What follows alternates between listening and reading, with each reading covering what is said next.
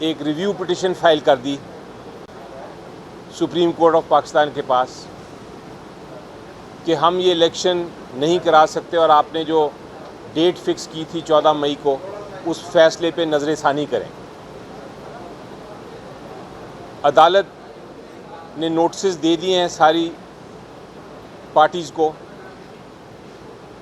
Attorney general साहब ने भी जवाब दे दिया, पंजाब के एडवोकेट जनरल साहब ने भी जवाब दे दिया, सब्तैन जो स्पीकर हैं पंजाब असम्बली के, उनके बिहाफ पे भी मैंने जवाब दे दिया। समाअत शुरू हो चुकी है, 2 दिन हो गए हैं।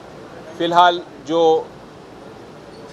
इलेक्शन कमीशन ऑफ पाकिस्तान के वकील साहब हैं वो ये बहस कर रहे हैं कि क्या दायरे इख्तियार है रिव्यू पिटिशन का, रिव्यू पिटिशन में क्या आप क्या चैलेंज कर सकते हैं, क्या आप नज़र-ए-सानी की जो स्कोप है वो कानूनी तौर पे क्या है। तो ये सारी टेक्निकल बहस हो रही है फ़िलहाल। लेकिन अदालत ने, चीफ जस्टिस साहब ने रिमार्क पास किए हैं, आज ऑब्ज़र्व किया है। उन्होंने कहा है कि ये अच्छी बात है कि आप और अटॉर्नी जनरल साहब भी और एडवोकेट जनरल साहब भी कानूनी बहस कर रहे हैं। इससे पहले तो जो होता रहा है वो अर्थमेटिक ही होती रही है कि 7 मेंबर जजेस या 5 मेंबर बेंच था या 3 मेंबर बेंच का फ़ैसला था।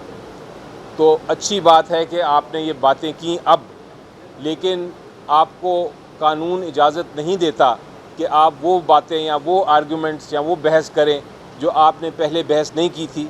लेकिन चूँकि ये आइनी मामला है, चूँकि ये मामला कौम का है, सिटीज़न्स की फंडामेंटल राइट्स हैं, इसलिए हम आपको पूरी तरह सुनेंगे। आप आराम से बहस करें, आपको हम सुनेंगे। तो ये बहस इस तरह चल रही है।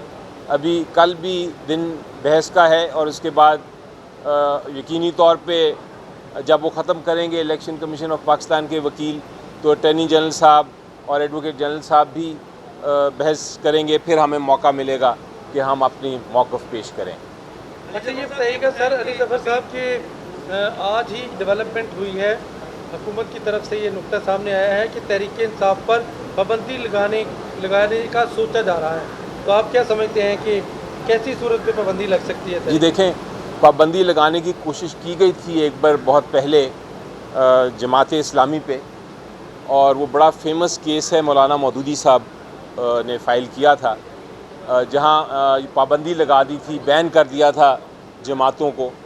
तो वो सुप्रीम कोर्ट ने कहा था कि आप बैन नहीं कर सकते, ये एक बुनियादी हक़ है हर एक का कि पॉलिटिकल पार्टी बनाए। जहाँ तक कोई राइट्स का ताल्लुक़ है, कोई अगर लोग किसी प्रोटेस्ट के अंदर तोड़ फोड़ करते हैं तो वो एक इंडिविजुअल एक्ट होता है, वो एक इनफरादी एक एक्ट होता है, उनके ख़िलाफ़ एक्शन लिया जा सकता है, लेकिन उसकी बिना पे पॉलिटिकल पार्टी को बैन नहीं किया जा सकता। हाँ, अगर कोई टेररिस्ट ऑर्गेनाइजेशन हो, कोई ऐसी ऑर्गेनाइजेशन हो जो कि टेररिज्म फैला रही हो या इंतशार फैला रही हो, तो उसके लिए मुख्तलिफ़ कवानीन हैं और मुख्तलिफ़ रूल्स हैं। लेकिन ये इस किस्म की इक़दाम अगर उठाया जाता है तो मुझे यकीन है कि यही अदालत जो है एक ही दिन में उस किस्म के इक़दाम को कलअदम करार दे देगी।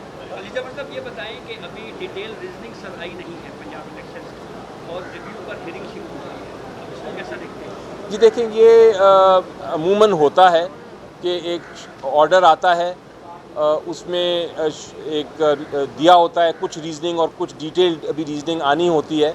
लेकिन चूँकि रिव्यू का टाइम पीरियड दिया गया है रूल्स के मुताबिक कि आपने 30 दिन के अंदर अंदर रिव्यू फ़ाइल करना है, इसलिए अमूमन रूल फ़ाइल कर दिया जाता है रिव्यू, और उसके बाद उसकी समाअत भी हो जाती है। ये एक बड़ा अहम इस वक्त केस इसलिए है, आम जो केसेस से बालातर हो के ये इसकी अहमियत ज़्यादा है, और वो इसलिए है कि ये इस वक्त पंजाब में कोई असम्बली नहीं है, इस वक्त KPK में कोई असम्बली नहीं है। जो हमारी 50% से ज़्यादा पॉपुलेशन है पाकिस्तान की, उनका कोई रिप्रेजेंटेटिव नहीं है। और अगर इलेक्शन ना हो, अगर असम्बलियाँ ना हों, तो कानून साजी नहीं हो सकती, हुकूमतें नहीं बन सकती, और लोगों का जो बुनियादी हक़ है वो उनको नहीं मिल सकता। बल्कि मैं तो कहूँगा कि आइन जो है वो आगे चल ही नहीं सकता। तो इस वक्त जिस सिचुएशन में हम हैं, उस सिचुएशन में मेरी नज़र में केयर टेकर हुकूमतें जो KPK में हैं और पंजाब में हैं वो गैर आइनी हैं। वो जो इक़दाम कर रहे हैं वो गैर आइनी हैं, गैर कानूनी हैं।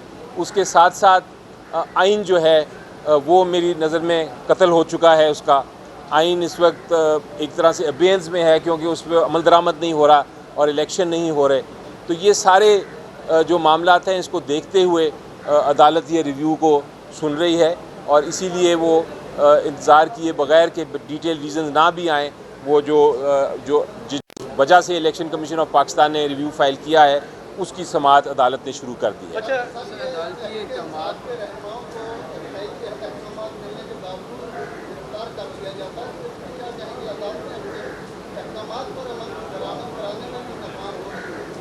जी देखें, ये तो नज़र आ रहा है कि अदालतें छोड़ती हैं, अदालतें बेल ग्रांट करती हैं, लेकिन अभी आप निकलते भी नहीं कोर्ट रूम से बाहर तो आपको दोबारा किसी और केस में अरेस्ट कर लिया जाता है, या आप जेल से भी रिहा हो के दरवाजे से ही बाहर निकलते हैं तो दूसरे दरवाजे से आपको अरेस्ट करके अंदर लेके चला जाते हैं वो।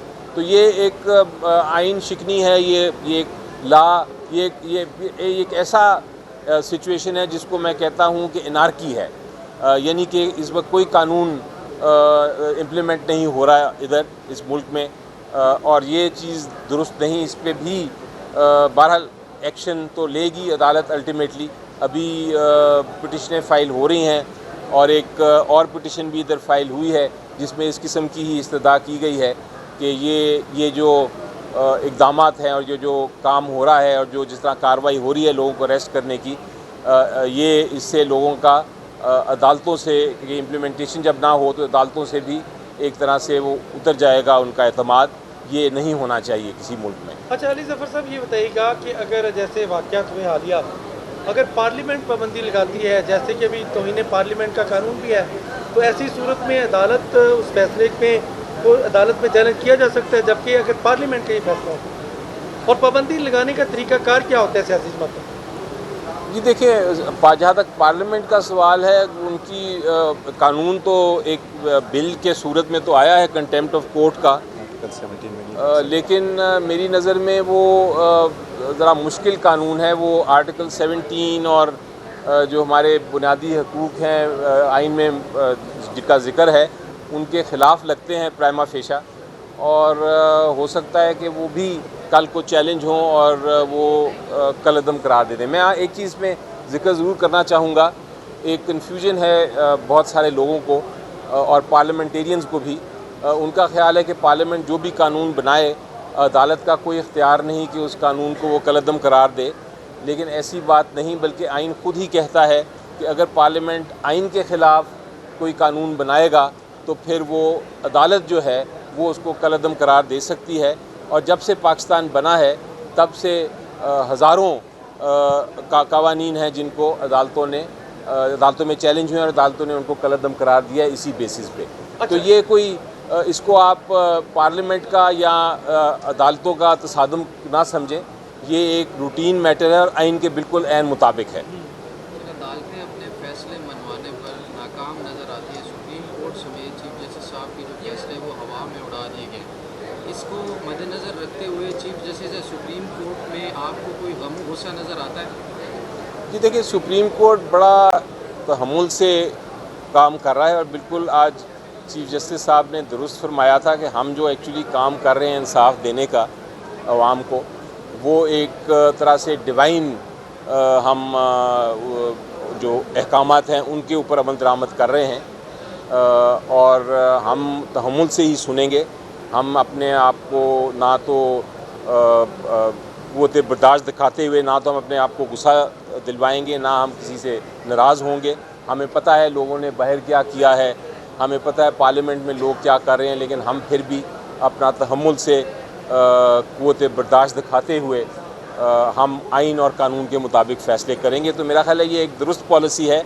हमें भी पेशेंटली अपना क़ुव्वत बर्दाश्त दिखाते हुए अपनी बहस पेश करनी चाहिए अदालतों में, ताकि अदालतें फ़ैसला कर सकें जो आइन और कानून के मुताबिक है, और अल्टीमेटली यही होना चाहिए। असूल। अच्छा सर, हर गुजरते दिन के साथ जो खिलाड़ी हैं अपने कप्तान का साथ छोड़ते जा रहे हैं, ये ऐसा अचानक क्यों ऐसा हुआ है कि आपके अपने ही बड़े बड़े लीडर्स हैं वो अदम एतमाद कर रहे हैं? मेरा ख्याल है इमरान खान साहब ने इसको सही टर्म दिए है इसकी कि फोर्स्ड डाइवोर्स यानी कि ज़बरदस्ती करके किसी से तलाक लेना। तो ये मेरा ख्याल है वही फ्रेज़ इसके ऊपर लागू होता है इस किस्म की सिचुएशन पे। Thank you.